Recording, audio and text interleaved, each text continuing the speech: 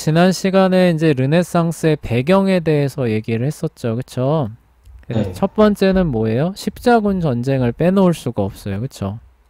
네, 그래서 우와, 우리가 살던 세계랑 완전히 다른 별 세계가 존재하는구나 라고 사람들이 직접 눈으로 봤다는 거예요. 그쵸? 예, 네, 그게 큰 영향입니다. 예, 그런 상태에서 이제 어떻게 돼요? 그 교황에 대한 권위가 많이 떨어졌죠. 그렇죠? 그래서 우리 저 성지를 수복하러 갑니다라고 하니까 교황이 어때요? 막 축복해주고 뭐 하나님께서 함께 하실 것입니다 했는데 결국 졌잖아요. 그렇죠? 아, 예, 결국 졌고 그 원정단들은 예루살렘으로 안 가고 콘스탄티노플을 약탈하고 오질 않나. 근데 교황은 아무것도 하는 게 없고 막 이러잖아요. 그쵸? 네, 그러다 보니까 교황에 대한 믿음이 떨어지는 것도 같이 왔었죠.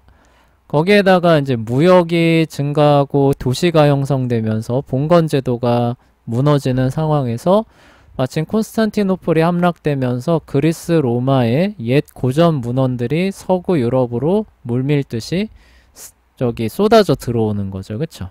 네, 그게 이렇게 다 맞아 떨어졌어요. 그쵸? 네, 그러다 보니까 어때요? 그 책을 보고서, 와, 이렇게 옛날 우리 고대 그리스 로마처럼 살아야겠다. 그런 삶을 재현해보자. 이게 이제 르네상스라고 얘기했었죠. 그쵸?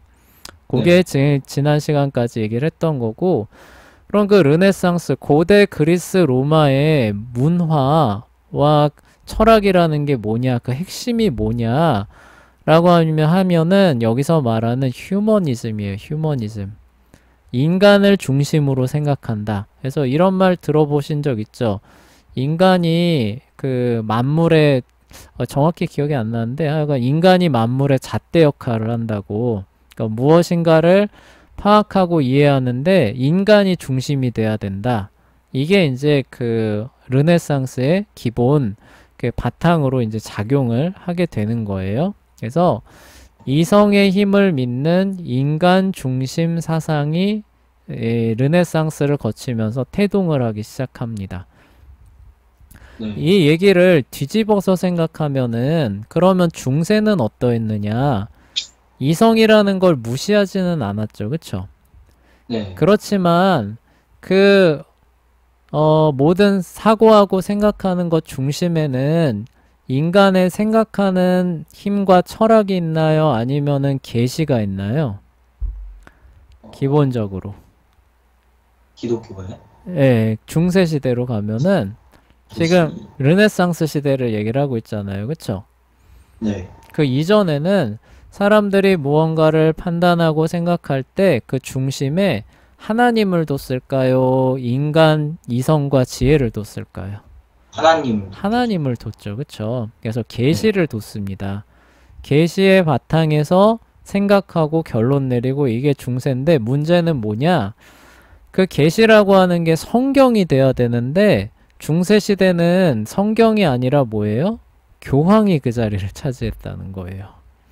네, 예, 그러니까 이게 제대로 안 돌아갔겠죠. 그쵸?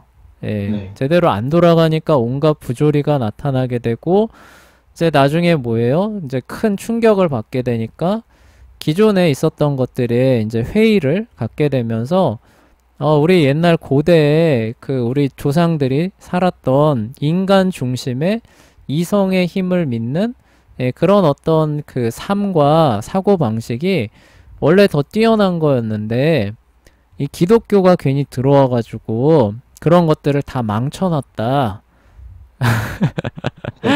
네, 이렇게 생각하는 그 방향이 태동을 하는 거죠. 그쵸?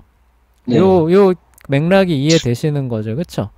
그리고 네. 요게 요때 태동에서 계속 세력을 확장하면서 현대 사회에 무신론 사회가 이렇게 태동을 하는 거예요. 등장을 하게 되는 거예요. 예, 그렇게 등장을 하게 됩니다. 근데 그 전에는 사람이 생각하고 무언가를 판단하기는 하지만 그거는 항상 뭐예요? 계시, 하나님이 말씀하신 것 안에서 복종을 해야 된다. 이렇게 이제 생각을 했던 시대가 중세인데 아까 말했던 것처럼 그 문제는 뭐냐? 하나님의 말씀, 성경이 아니라 교황의 말씀. 아, 그래서 교황의 말씀에 맞춰서 우리가 생각해야 된다. 이렇게 나가서 이제 문제가 심각해졌던 거죠. 그렇죠? 네. 네, 근데 이제 그 심각한 문제를 이제 벗어나는 거예요. 아까 말했던 그런 십자군 원정 이런 걸 거치면서 이제 벗어나서 뭔가 대안을 그러면은 제시해야 될 거 아니에요. 그 대안으로 삼았던 게 고대 그리스 로마의 인간 중심, 사람의 이성을 믿는 이거로 우리가 나아가야겠다. 이게 이제 르네상스의 중추가 되는 거예요. 그리고 네. 아시겠죠, 그렇죠? 요게 그리고 한 발짝 더 나간 게 이제 17세기에 가면은 계몽주의라고 하는 게 나타나게 돼요. 네. 그래서 그게 이제 또 연결돼서 현대 무신론까지도 가게 되죠. 자, 그 흐름들을 기억을 해 주시면 됩니다. 자, 그런 시대 상황 속에서 여기서 말한 시대 상황은 아까 선생님이 지금까지 얘기했던 그런 시대 상황이라는 거예요. 장차 유럽과 세계 역사에 큰 영향을 끼칠 사상을 갖고 있는 이들이 나타났다. 이 사상을 갖고 있는 이들이 바로 누구냐면은 인문주의자, 휴머니스트예요. 그러니까 휴머니즘을 추구하는 사람들이다 라고 해서 인문주의자, 휴머니스트라고 얘기를 합니다.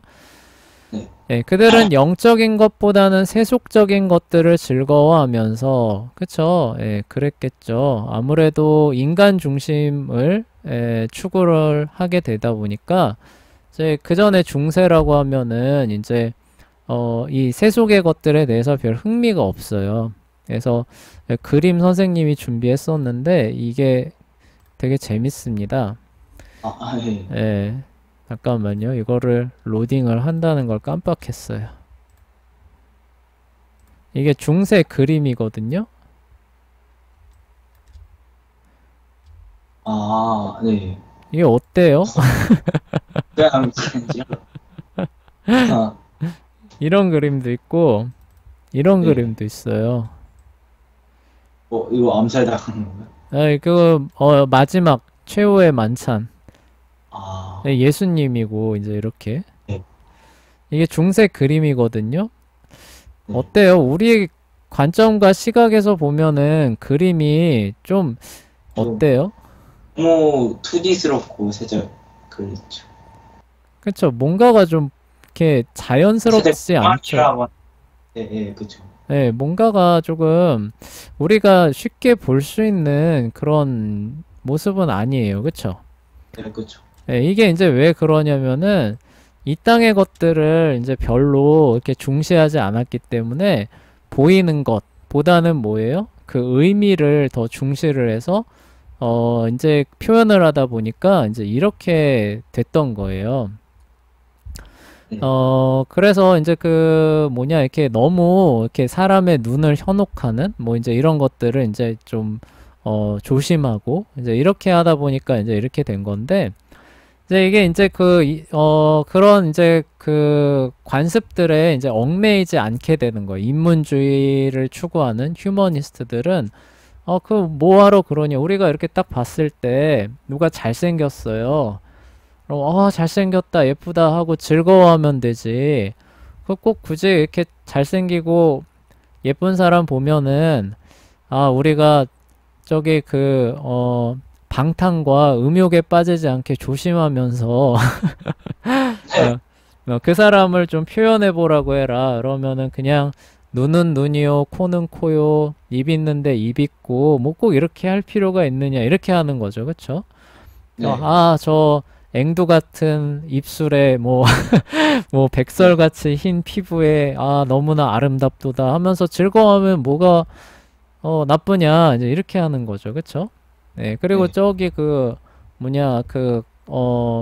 옛날 고대 이제 그리스 로마 문화 보면은 극도의 이제 감각적인 문화들을 추구하잖아요. 그래서 그런 것들 보면은 거기는 지금보다 뭐 100배, 20배, 2000배 가까운 것들도 다 그렇게 이야기하면서 즐거워하면서 살았는데 왜 그렇게 할 필요가 있느냐 이제 이렇게 생각을 하게 되는 거죠. 특히 이제 그 고대 그리스 문헌들을 직접 보게 되면서요. 네, 그래서 세속적인 것들을 즐거워하면서 지식을 쌓고 공부하는 것을 굉장히 중요하게 생각을 합니다. 그러니까 중세에는 이런 것들을 중시했다는 거예요? 중시하지 않았다는 거예요? 중시하지 않았다는 거예요. 그쵸? 그래서 네. 아까 말했던 것처럼 예술이나 이런 걸 봐도 오늘날의 관점에서 보면은 이게 뭐야? 3살배기 그림도 아니고 예, 이런 것들이 그냥 별 이상함 없이, 그쵸? 별 어떤 부자연스러운 거 없이, 아, 오히려 참 거룩하구나, 경건하구나, 이런 어떤 관점에서 쉽게 받아들여질 수 있었던 거예요. 네. 근데 이, 아까 말했던 인문주의죠, 그쵸? 인간 중심으로 생각하고 느끼고 행동하고 그런 것들을 긍정하는, 사람들이 볼 때는 이게 뭐야, 그쵸? 이게 뭐야, 이게 뭐 괴기스러워, 그쵸? 좀 이게 네. 그림을 그려도 좀 우아하게, 그쵸? 좀 진짜 뭐 네. 박진감 있게 좀 진짜 싸우는 것처럼 해야지. 이게 뭐야? 이게 괴물도 아니고 이게 뭐 애기들 장난하는 거, 그쵸? 네. 네, 그런 생각이 좀 들죠, 그쵸? 네, 그런 생각들을 이제 인문주의자들이 이제 하게 되는 거죠. 예, 그리고 이제 그런 영향들을 이제 어디서 더 받게 됐냐면 아까 말했던 것 같은 그리스 로마의 고전들에 보면은 이제 그런 내용들이 이제 훨씬 더 그러니까 레벨이 높게 나오니까 이제 그런 것들에 대해서 이제 아무렇지 않게 생각하게 되는 거죠. 그래서 그 책에 배운 것들을 실제 삶 통해서 실제 삶을 개선하는 일에 큰 열의를 나타내게 돼요. 그러니까 중세에서는 실제 삶을 개선한다라고 하는 것에 큰 관심이 없습니다. 네. 왜냐하면 봉건제도잖아요. 그 제도 자체도. 그쵸? 그러니까 네. 뭐예요? 태어나서 주어진 역할이 있어요. 그쵸? 그거를 열심히 하면서 영주를 잘 섬기다가 갈 때 되면 가는 삶이고, 그리고 교회에서도 이 세상은 그냥 별 의미 없으니까 그렇게 하다가 뭐 저기 뭐 천국이나 연옥 가면은 그게 의미 있는 거지. 뭐 이 세상에 그렇게 뭐 어렵고 힘들고 뭐 그런 거 그렇게 별 신경 쓰지 마라. 이제 이렇게 했으니까 별로 관심 안 기울인 네. 네, 그러니까 아까 예술도 그렇게 그 펼쳐졌던 겁니다. 물론 그렇다고 해서 중세 예술이 뭐 엄청 막 저급한 수준으로만 계속 나왔던 그런 의미는 아니에요. 그럼에도 이제 거기에 관심을 기울이고 개선하려는 이런 인문주의자들의 관심과 노력과 그런 어떤 그 개선 작업들이 들어간 것과 안 들어간 것과는 하늘과 땅 차이로 나타나겠죠. 그쵸? 그 얘기를 하려는 겁니다. 그래서 여기 하나 이제 또 그 준비했던 게 있는데 이게 이제 그 조금 뒤에 르네상스 시대 때 그 유명한 라파엘로가 그린 아테네 네. 학당이라는 그림이 한 번쯤 보신 적 있으실 거예요. 그쵸? 네. 이 그림하고 우리 중세 그림하고 좀 비교를 해봅시다. 어때요? 상당히 좀 자연스러워졌죠. 그쵸? 네. 그쵸. 예, 그리고 아 이제 좀 그림 같고 뭔가 좀 우아한 것 같고 이러잖아요. 그쵸? 네. 예, 그런데 이 중세 그림들 그쵸? 네, 네. 참 그쵸? 예, 그런 것들만 봐도 이러한 변화가 왜 그렇게 일어났는가를 우리가 볼 수 있는 거예요. 그러니까 이 사람들이 그러니까 중세 때는 저렇게 그림을 그려서 줘도 사람들이 실제 어떤 삶이나 이런 거에 대해서 큰 관심이 없기 때문에 아, 저게 나타내고자 하는 내용, 아, 경건함, 아, 그러면 됐지. 그냥 끝이에요. 그쵸? 예. 그쵸. 네. 예. 마치 남자들이 큰 관심 없는 거에 막 이게 어떠냐, 저게 어떠냐 하면은, 그렇지. 하고 그냥 끝 하잖아요. 그쵸? 예. 네. 그런 것처럼 이게 큰 실제 삶에 관심이 크게 없는 겁니다. 그래서 그 농노들 같은 경우들이 그렇게 비참하게, 그쵸? 삶을 살아도 큰 관심이 없어요. 뭐 그렇게 꼭 뭐 그냥 그 다들 그렇게 사는 거지. 뭐 이 세상에서의 삶이 뭐 어쩌겠어. 영주들도 별로 그랬죠. 그쵸? 예, 그리고 그게 그리고 또 최선의 삶인 줄도 알았어요. 그쵸? 우리가 기독교 세계 안에서 살아가고 있으니까 저 원숭이보다 못한 이교도들은 뭐 얼마나 더 그쵸? 예, 참 험악하게 살겠냐. 이제 이런 생각들을 하고 있었는데 십자군 원정 가서 보니까 어때요?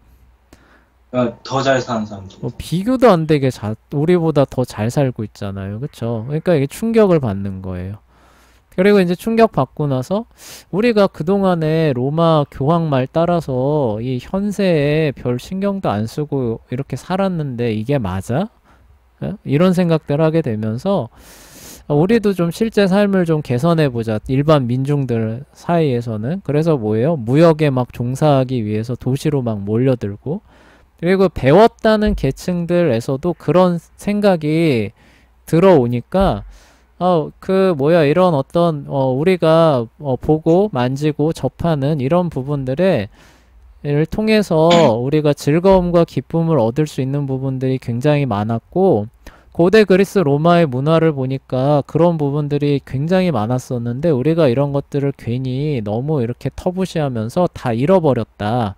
이런 것들을 회복하면서 그 문화와 예술 부분을 더 풍성하게 하고 그리고 실제 삶을 개선하는 일에 우리가 열심을 내야 된다.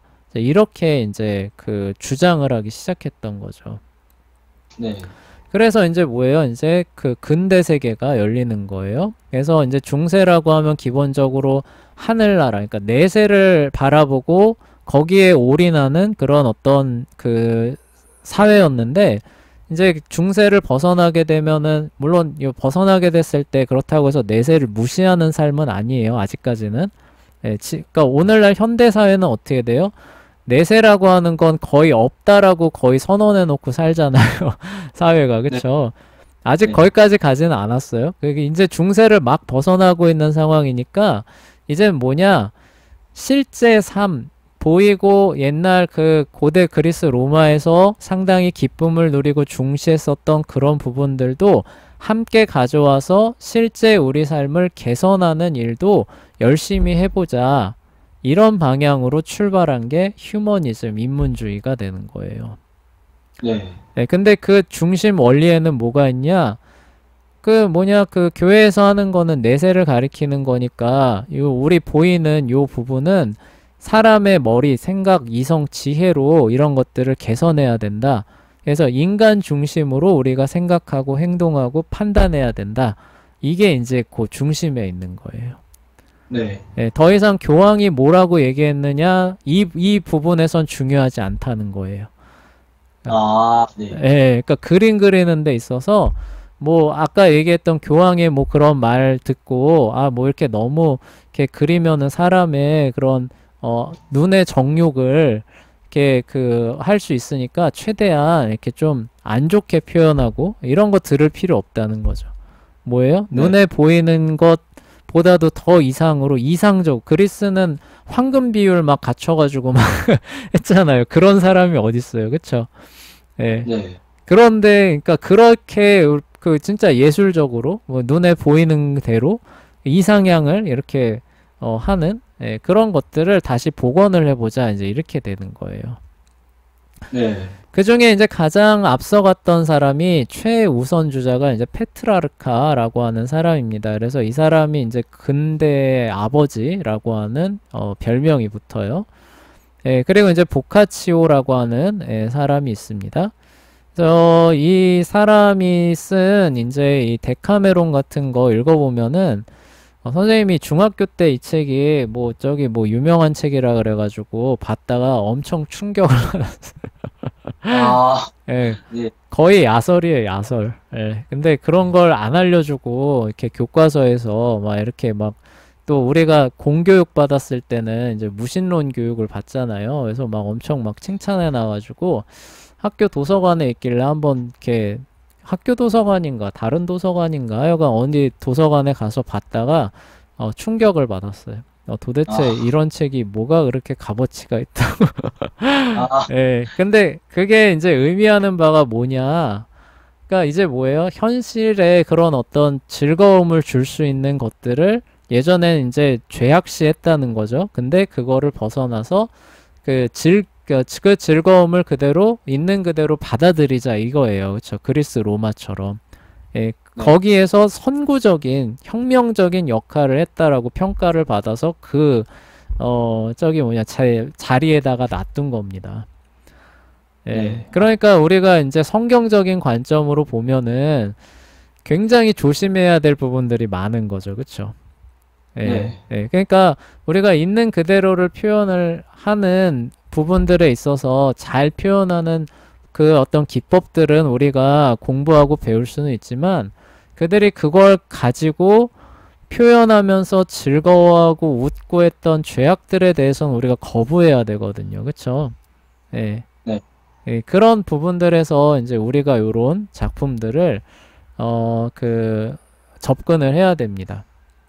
자, 어쨌거나 또 계속 우리가 문학 그 공부하면서 이런 내용들 보게 될 거예요.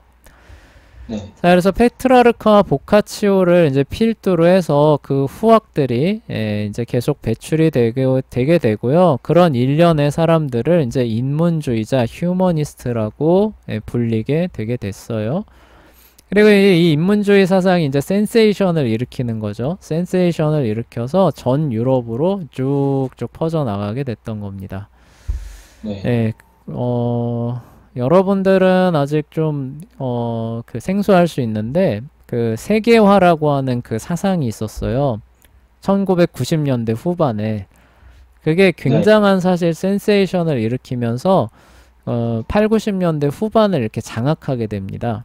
그게 이제 우리가 살고 있는 현 시대가 그때 이렇게 형성이 된 거거든요. 네.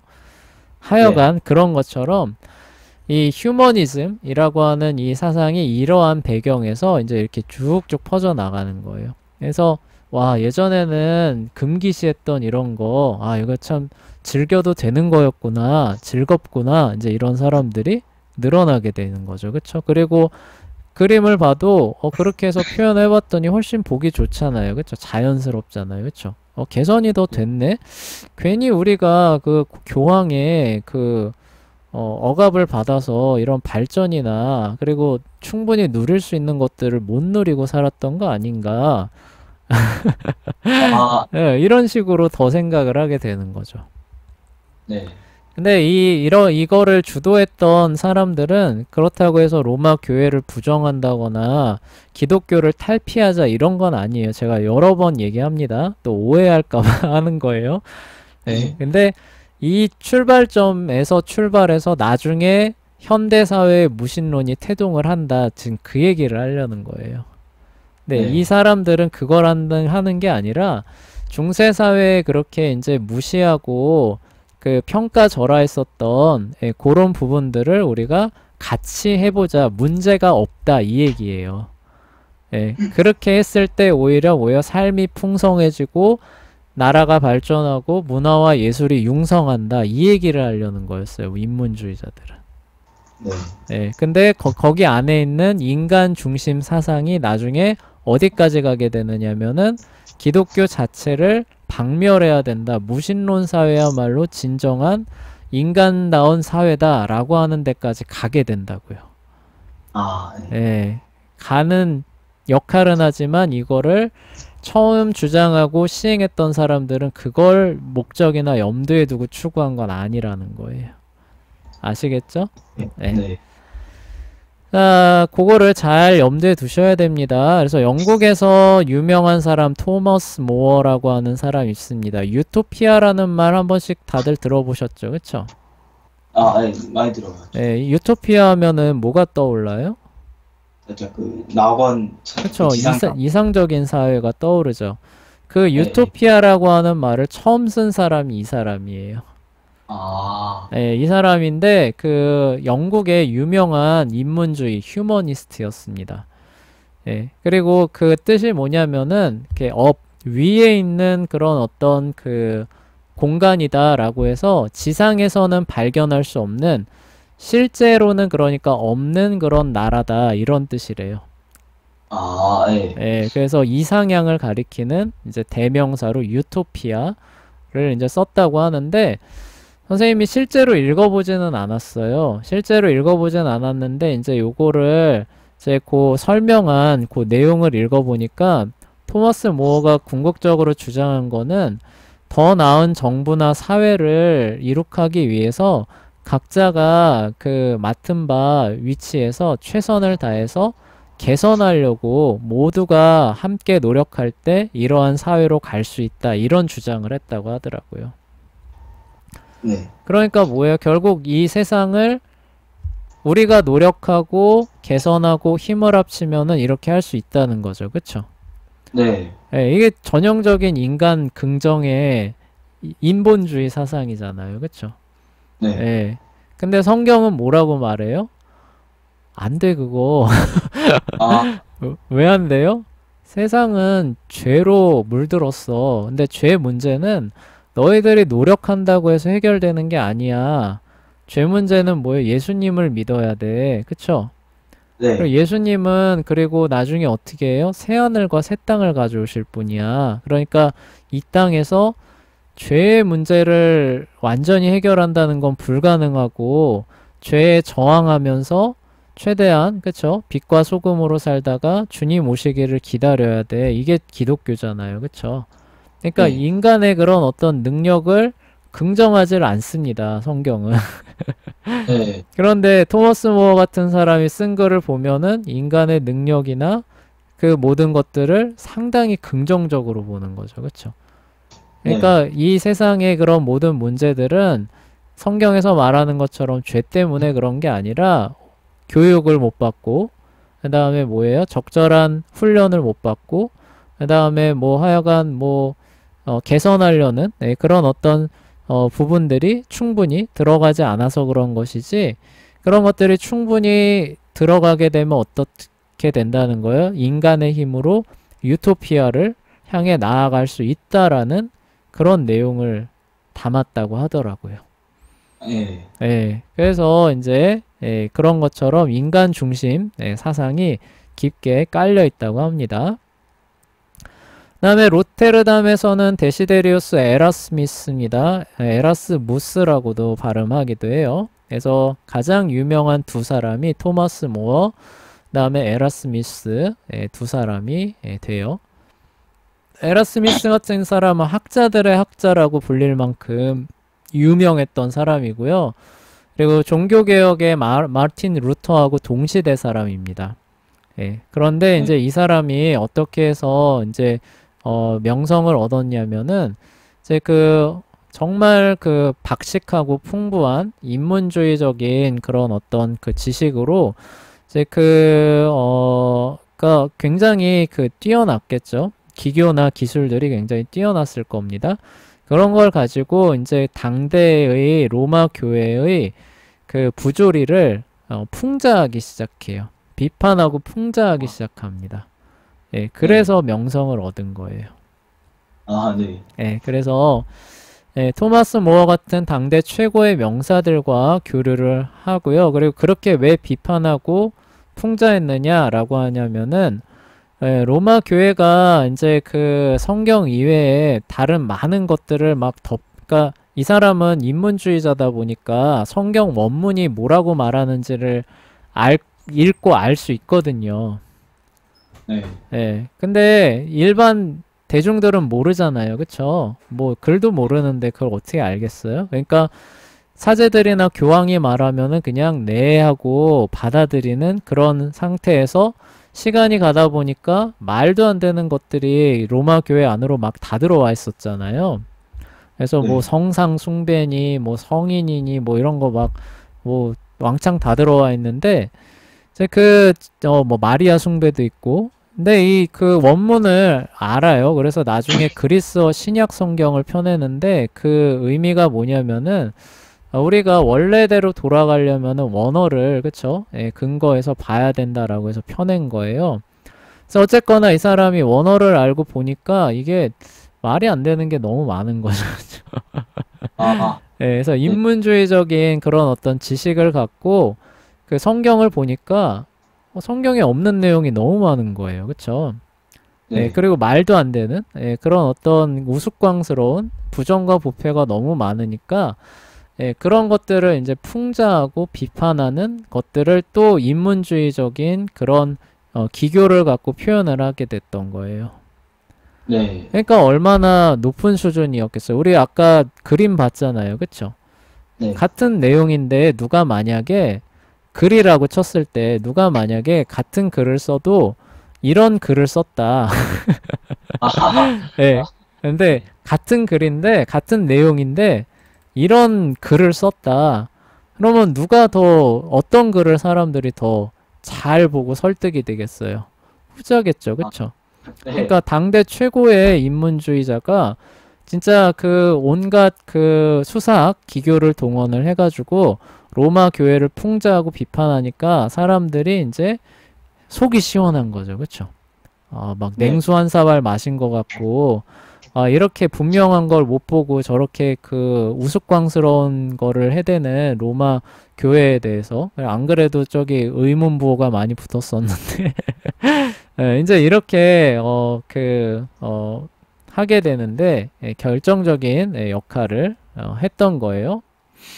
자, 그래서 이제 로마 교회의 부조리를 신랄하게 풍자한 우신 예찬, 어리석은 신을 예찬하는, 그러니까 차라리 무지한 게 낫다. 뭐 이렇게 로마 교회 사람들이 안다고 하면서 저렇게 그 완전 똥멍청이, 그쵸? 바보 짓거리를 하고 있는데 저럴 거는 저렇게 하느니 차라리 일자 무식의 농부가 낫지 않느냐. 이게 이제 우신 예찬의 내용이라고 해요.